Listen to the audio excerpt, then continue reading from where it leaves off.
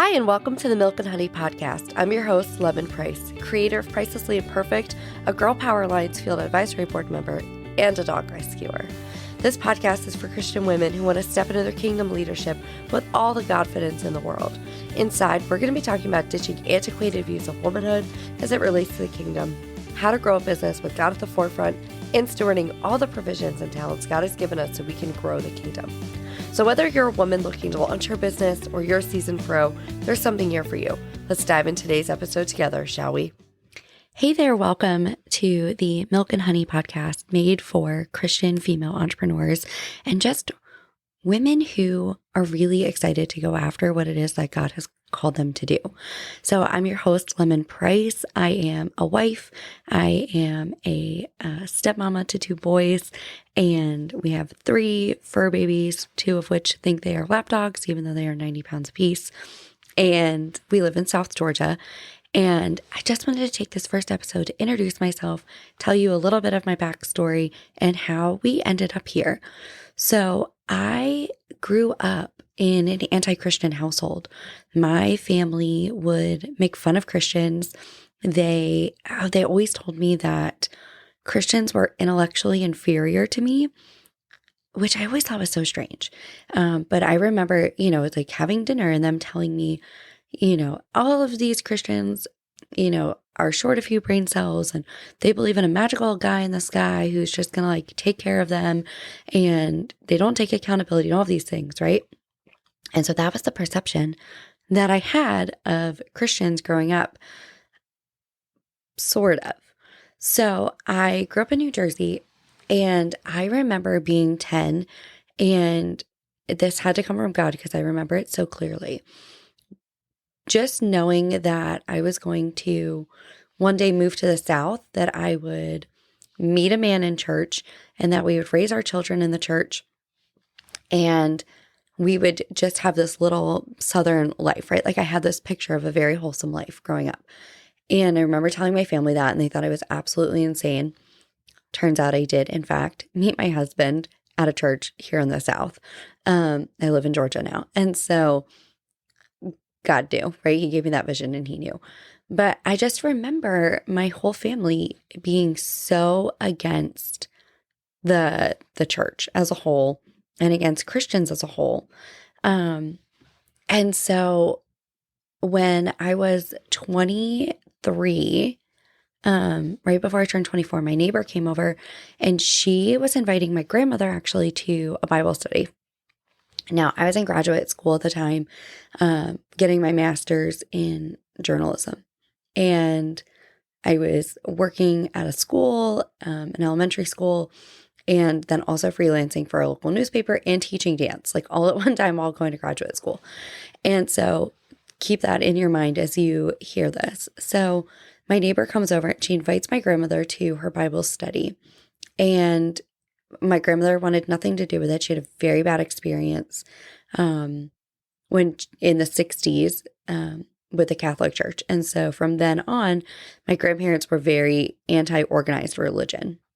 My grandparents, up until they died, they said they always had a relationship with God, but they were never going to attend an organized religion again after what happened to them in the 60s. So, which is probably where my mom came up with this anti-religion idea, right? She took a bad experience from my grandparents and decided that the whole religion was bad and that God was bad. And so it's really interesting to see how that sort of trickles down generationally. So anyway, so she invites my grandmother to this Bible study, and my grandmother, of course, said no. She's like, I have a relationship with God. I don't need to go to your Bible study.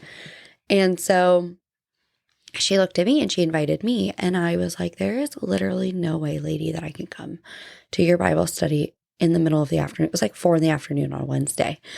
And I was like, I literally cannot do that. I have so many things on my plate. There's just no possible way that I could attend this Bible study with you. And she's like, well, that's the good thing about being neighbors is I know that you're home during that time. And she's like, and I'll feed you. And I was like, okay, well, I'm in, because my neighbor makes the best food. She still does. And so I was like, okay, great.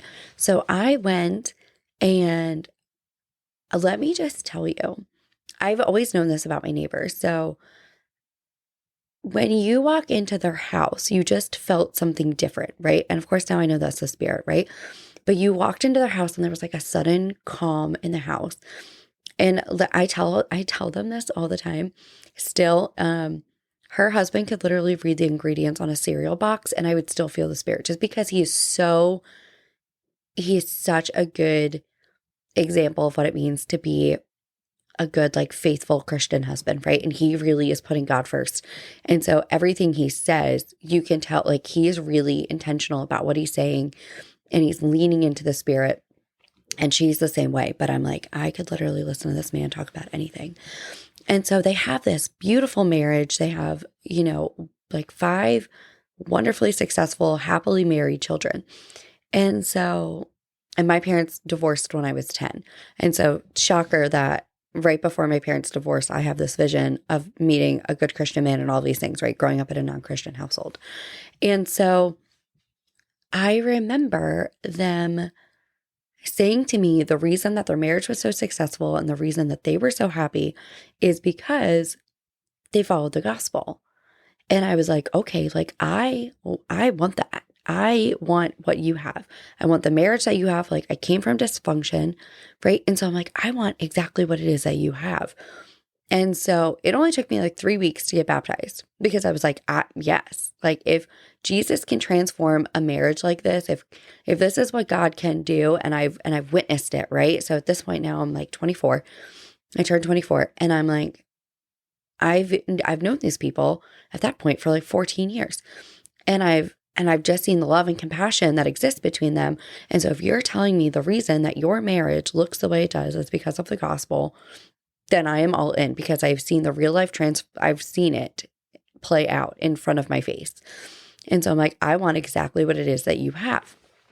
And so I was baptized so quick because I'm like, I want this. I need this. And so at the time I was dating my first husband and this all plays in. So I'm dating my first husband and right. So remember I joined the church because I've seen what it can do to marriages and to relationships and what it can do to individuals. Right. And so I'm like, okay, great. Like I'm all in it to win it. And so I fully immersed myself in church. I was involved so heavily. And my now ex-husband, he joined the church too, like right after we got married. And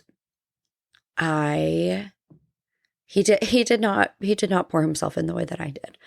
And so we got married when I was 24 and our divorce was finalized by my 28th birthday. And it was not good. It was so unhealthy. I was so committed to growing and changing and investing in what it is that God had for me.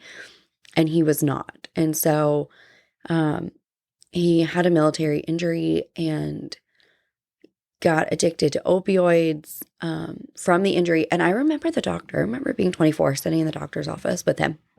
And the doctor told me that he would be dependent on these to get him through. And I was so naive that it did not dawn on me that dependent meant addicted.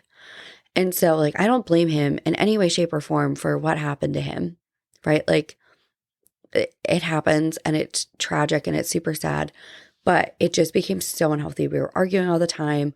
Sometimes it got a little physical and things. And I remember just being so angry at the church for a long time for that. And, we miscarried like several times and things. And I was so angry at the church. I was so angry. And I felt like I had been like betrayed by God, right? I felt like God had let me down and that this radical transformation did not exist and that there was like nothing for me, right? And so I went inactive. I still like believed in God, right? But I really had to wrestle with like who God was and who God said I am and the promises that God had for me. And so I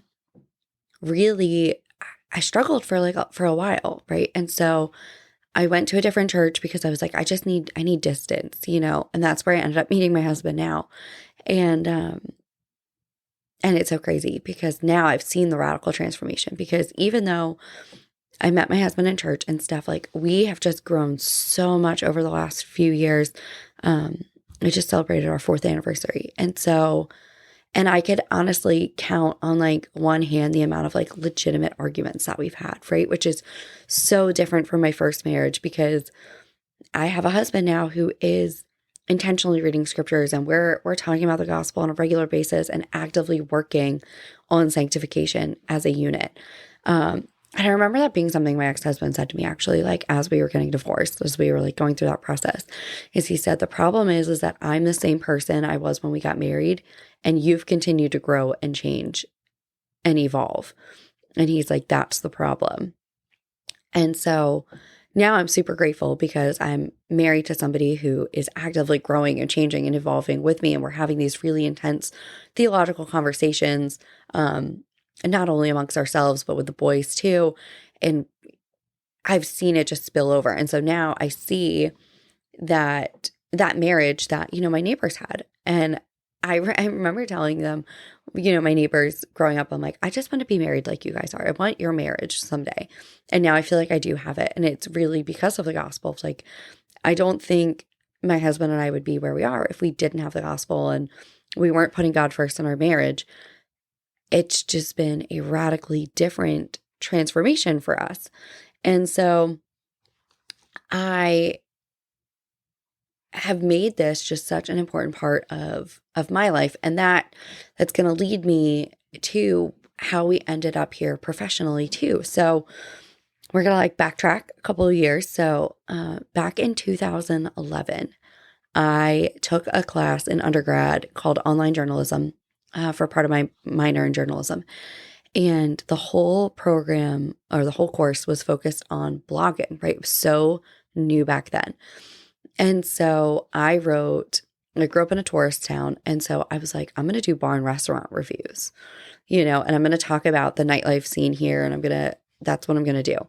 And it was super successful. I was getting thousands of views like a month and stuff. Pinterest was brand new, right? So we were like trying to navigate Pinterest.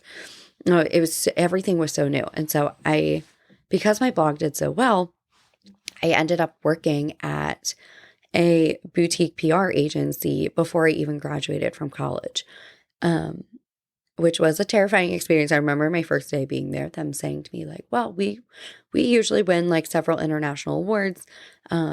You're going to be the main contact for like the American Lung Association and things like that. And so we expect that level of quality work from you. And I was like, okay, great. Thank you so much. This is my first like grown-up job, but no problem whatsoever. And so I was still blogging and trying to work at this boutique agency. And I was like, that's when I'm going to go get my master's in journalism, because I'm writing constantly. And so I want to make sure this is going really well. And so I ended up moving back home. So I was working in Delaware and I wanted to move back to New Jersey. So I moved back to New Jersey, worked at the newspaper for like a long time. So I was at the newspaper then for a couple of years, started off freelancing, and then became their features coordinator, right? So I was basically like the features editor. So I handled all of like the fun stuff in a newspaper. So I handled the nightlife stuff, right? They ended up doing something similar to what my blog was doing at the newspaper. So I was super familiar there. And then they did, I was in charge of like home and garden and all those kind of fun stuff, right? Like the fun parts of the news. So that was my domain. And so I did that for a long time. And then my first husband wanted to move to Pennsylvania to be closer to some of his family. And so I said, no problem. We moved up to Pennsylvania. And so I sort of like circled the tri-state area for a few years there. And so we moved to Pennsylvania. And that's when I went back to marketing, because I was like, marketing pays way more than journalism, in Pennsylvania was definitely not cheap, right? We lived on the main line. And so I went back to marketing and again started working at a small like boutique agency. And they're actually still clients of mine. And that was back in 2015. So they've been my client now, right? It's 2023. So like 8 years. They've been my client, which is absolutely wild when I think about it. And so I started working there, and then somebody at church asked me if I wanted a job, like a better job, and I was like, yeah, sure. What do we got going on? And so I ended up being the CMO of a tech company at just 26, which is, again, insane. When I think about it and I talk about my career path, I'm like, this is crazy. You know, at 26, I've already won like multiple international awards. I have, you know, done some crazy things. And so I go to this tech company and they tell me that they are in the red and they need help. And so, you know, I start crunching numbers. I love math. And so I start crunching a bunch of numbers, and we drastically like reduce their cost per lead, like all of those things, right? And so they ended up doing 8 figures in sales in 10 months, right? So we're back in the black and we're doing all these amazing things. We, you know, we hit some quotas that we had set. And so we had like club seats at a Sixers game and things like that. Because I was friends with the CEO of the Philadelphia 76ers at the time. We were going to church together. And so I did all, like, I felt so accomplished, right? I was doing some amazing things. And then I remember, because I was still blogging, right? I was still like involved in that community. I had some freelance marketing clients, and a lot of them were women. And so I remember bringing this up in the middle of a meeting one time, like, we need to be focusing more on, so they were a fintech company and they did business loans. And so I'm like, there are so many businesses that women start that maybe aren't hitting the same exact revenue, you know, stream, like revenue markers or whatever that these other businesses are doing, but they're still viable businesses. And there's a ton of them, right? Women are starting businesses like 2 to 1 of men. And I remember people being so angry with me. So I was the only woman at the office, and people were so angry with me for saying that. And I came to work the next day, and I was the only person with an office because I was recording content and all these things. So I needed my own office. And there was phallic imagery all over my office. I mean, I'm talking the walls, my whiteboard, my desk, my files, like literally everything. Like it was on like the pencil holder that I had. Somebody had come in and destroyed my office overnight. And I remember telling them, like, I don't feel safe here. My voice isn't safe here. My ideas aren't safe here. I'm like, I don't feel safe here anymore. And so I started working from home. And then I eventually left because I was like, none of this just feels safe to me anymore. And so I left and started working just exclusively for myself. And so I remember I went out to California. I spoke at a women's conference and ended up making like $15,000 in a weekend. And I'd never made that kind of money before. And so that's the money I used to move to Georgia and everything. And it was an incredible experience. And I felt like I could finally do it. And so I did. I started running my own freelance agency, and I did well, right? I haven't had a corporate job in 5 years. And I remember getting to a point in like mid 2020 where I was like overwhelmed. I was like, okay, like I'm doing a ton of work, right? I'm not only doing sales calls and contracts and all the admin stuff, but I'm also then fulfilling the work. And it just became too much.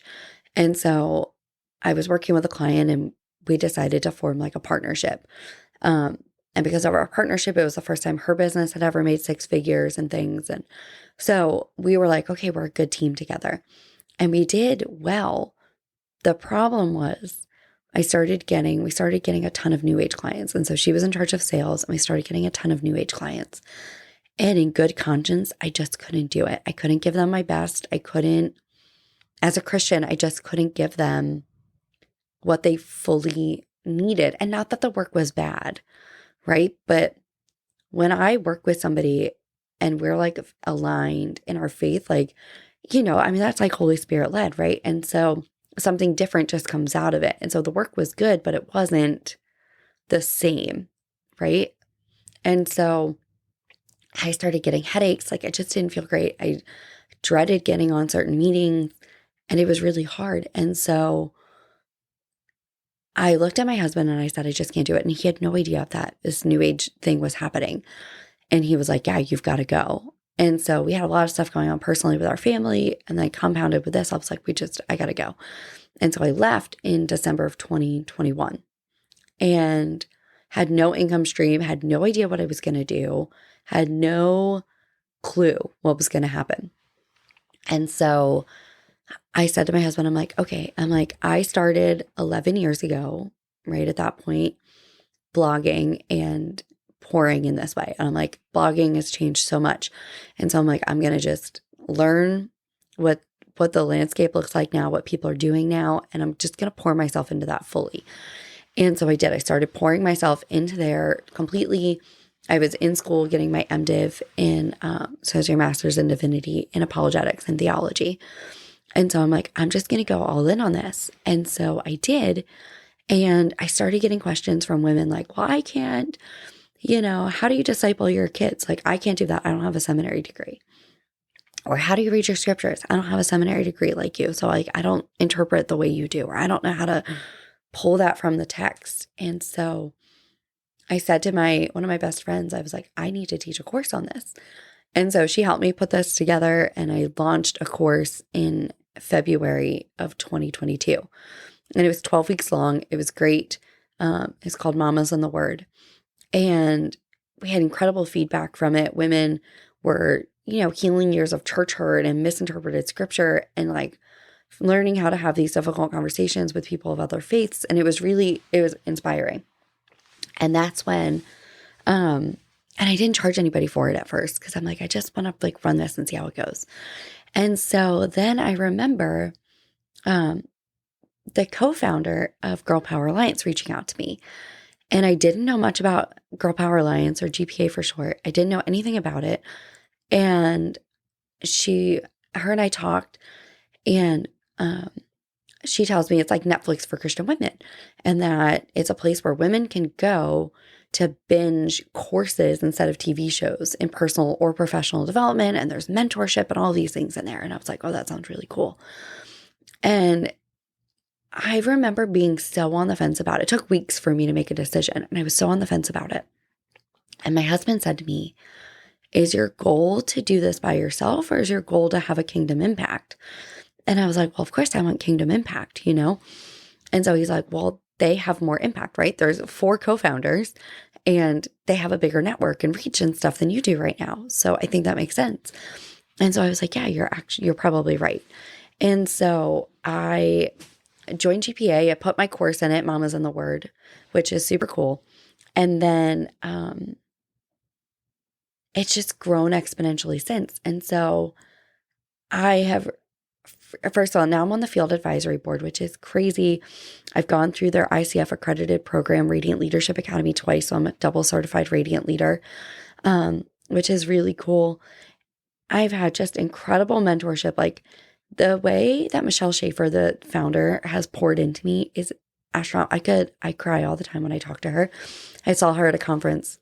We went to the official launch of GPA in September in Dallas. And we went to dinner that first night I was there. And her and I literally just hugged and cried like at this dinner, just because of the connection that we have, the way she has poured into me. Michelle has helped me heal trauma that I've gone through. It's just been like an incredible experience. And so like being on the board, like now it's just crazy the amount of mentorship and stuff that I've received, and the way it's helped me mentor other Christian women. And so all of this to say, like my spiritual journey and my professional journey have all led to where I'm at right now. And what my true purpose is, and my real purpose is to help women step into what it is that God's purpose is for them and what their calling is, and to be okay with their God-ordained leadership. That's my real purpose in life.